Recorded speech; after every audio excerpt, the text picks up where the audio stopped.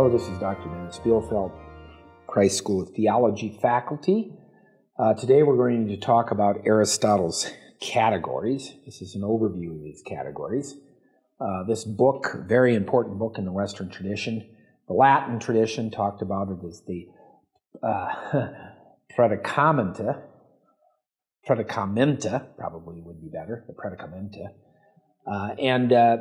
Basically, you can divide the predicamenta, the categories, into three sections, chapters 1 through 4, which are called the pre-predicamenta, discuss semantic relations, divisions of beings in 4 kinds, present the 10 categories.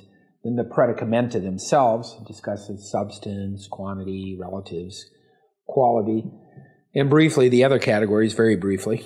And then the post-predicamenta, chapters 10 to 15 discuss concepts related to modes of opposition, priorities, simultaneity, motion, and having. I'll talk mostly about the first, some about the second, and not too much about the third. The major distinction that we're going to be dealing with, and if you want to be a good metaphysician, get this distinction right, is the distinction between said of and present in. I want you to think of that distinction. It's sometimes talked about as the distinction between essential predication and accidental predication. But I want you to think of the terms said of and present in because it's very important for Aristotle. We could say of a thing, we'll have that thing be Socrates, that something is said of Socrates. Well, what can we say of Socrates? Well, we can say of Socrates that he's a man. Socrates is a man. And indeed, such a predication of man to Socrates is exactly what Aristotle does. Man here is known as a secondary substance. Socrates is the primary substance. We'll get clear on this as we go forward.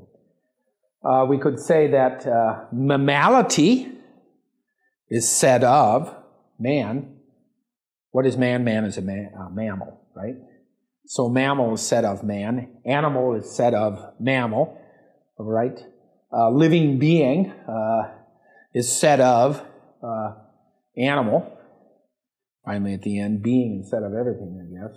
But although Aristotle works with that differently than Plato. So we can say many things of Socrates, but we say that Socrates is white.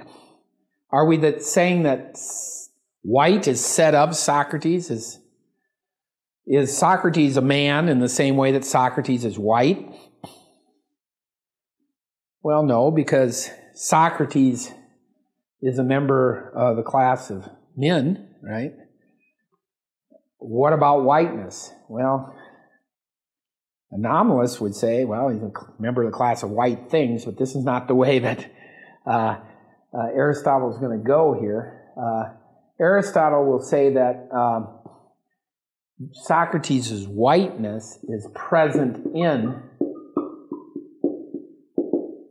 Socrates. Man is said of Socrates, but his whiteness is present in Socrates. Now, when we talk about said of, we're naturally thinking in terms of universals. Man is said of Socrates. When we're talking about present in, Aristotle says that what is in something, this is his language, not as a part, okay, what is in something, but not as a part, so now we puzzle, and cannot separately exist from what it is in. Well, maybe whiteness can separately exist from Socrates, maybe. If you're Plato, you think so. But certainly, Socrates' whiteness cannot exist apart from Socrates, right? So Socrates' particular whiteness is present in Socrates. Now, when you put the said of and present in relationship together, of course, 2 times 2 gives you 4. You have 4 possibilities corresponding to the 4 ways in which that are generated from putting present in and said of together. We can say So let's just do it. Present in.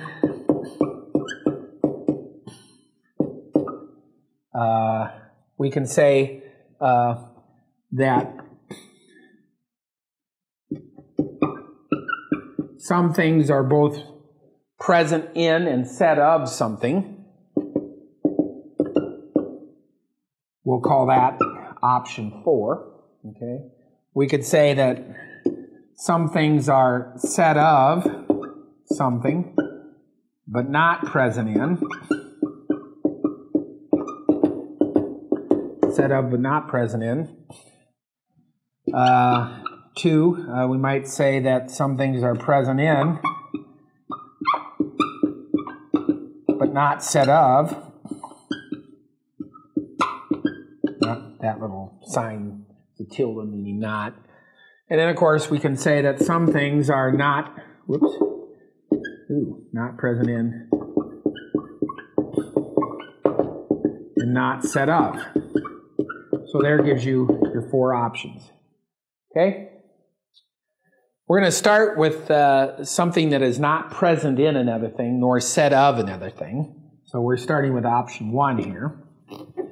And these things that are not said of other things, nor present in other things, our good friend Aristotle calls, these are primary substances. So we have a category of primary substance that is neither said of another thing nor present in another thing. An example here would be an individual man or a horse. Naturally, we think of primary substances as particulars. Right? They exist at one place at one time.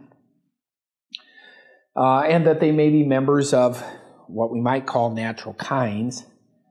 For instance, Socrates would be a member of the natural kind of man, and old Dobbin is a horse.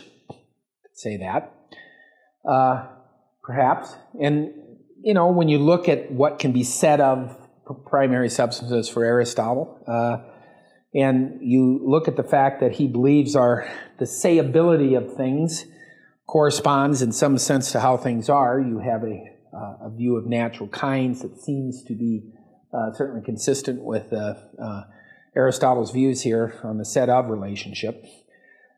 The primary substances are particulars that are not accidental. They're not present in other things. They are essential unities that are not predicable of anything else. And all other things that can be present in or said of these things bear an asymmetric dependence upon them. That is to say, they depend upon primary substances, but primary substances don't depend upon them. Okay? Now, we're going to talk about beings that are not said of, but present in. Now, these are the accidents. These are the class of accidents or non-substantial particulars. His example, again, is this example that I'm not fond of. A piece of grammatical knowledge. Let's go better with Socrates' whiteness. Socrates' whiteness is different than Plato's whiteness. Right? What makes him different? Well, one's Socrates' whiteness and the other is Plato's whiteness. But Socrates' whiteness is present in Socrates, and Plato's whiteness is present in Plato. Sometimes these particulars are called tropes in contemporary philosophy, but here for Aristotle, we're talking about accidental particulars individuated by being dependent upon particular primary substances. You understand this? So again, Socrates' whiteness is dependent upon Socrates. Without Socrates, you wouldn't have Socrates' whiteness. And without Plato, you wouldn't have Plato's whiteness. Plato's whiteness cannot exist apart from Plato. Accidents inhere, that's the word that comes out of the Latin tradition, inhere in substances. Now, some of you are probably thinking about the doctrine of transubstantiation, which was defined in 1215 in the Fourth Lateran Council. Many of you are no doubt thinking about this, right? Now, the doctrine of transubstantiation, of course, is problematic here on Aristotelian metaphysical grounds because it holds that the accident remains the same, smells like, tastes like a piece of bread, though the substance changes, goes from the substance of bread to the substance of body of Christ, right? So the substance changes, but the accident remains the same. Now, this is problematic metaphysically, because an accident cannot remain the same in a change of substance. Now, what it could be, you could have a really strange kind of substance called a Christ body substance that just happens to taste like a piece of bread and smell like a piece of bread and was made in Aunt Mavis's kitchen in the morning. And so that accident of Christ's body could be similar to or like, deeply like, the accident connected to the bread, but it can't be the same accident. Now, if you're thinking about this, a substantial change in an accident staying the same, if you change that to a substantial change and an accidental change, well, then you got two things. Quite different things entirely.